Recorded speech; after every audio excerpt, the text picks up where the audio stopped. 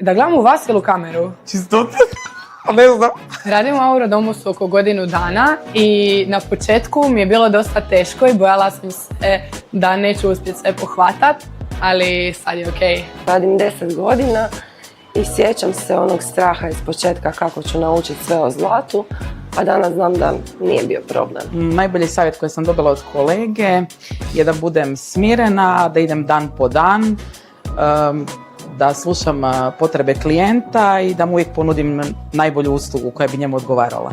Mislim da je to bilo kako u 5 minuta zatvoriti poslovnicu i izbrisati doma na kraju smjene. Mislim da je moja super moć organiziranost. Uvijek volim da sve ima red i plan i da je sve po špagi i mislim da mi to dosta olakšava posao.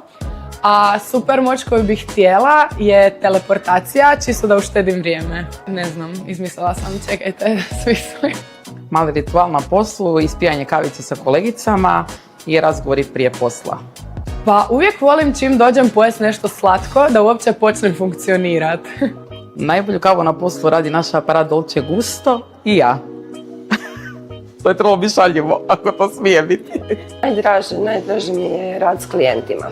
Svatko ima svoju priču, svatko dolazi iz nekog svog razloga i na kraju se trudimo da svi odu zadovoljni.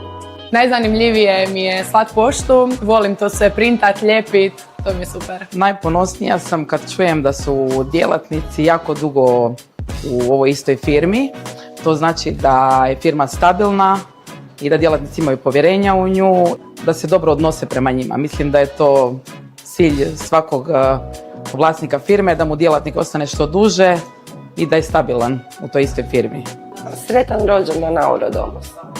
Aurodomus, želim sretan rođendan, želim nam još puno zlatnih godina i puno novih klijenata.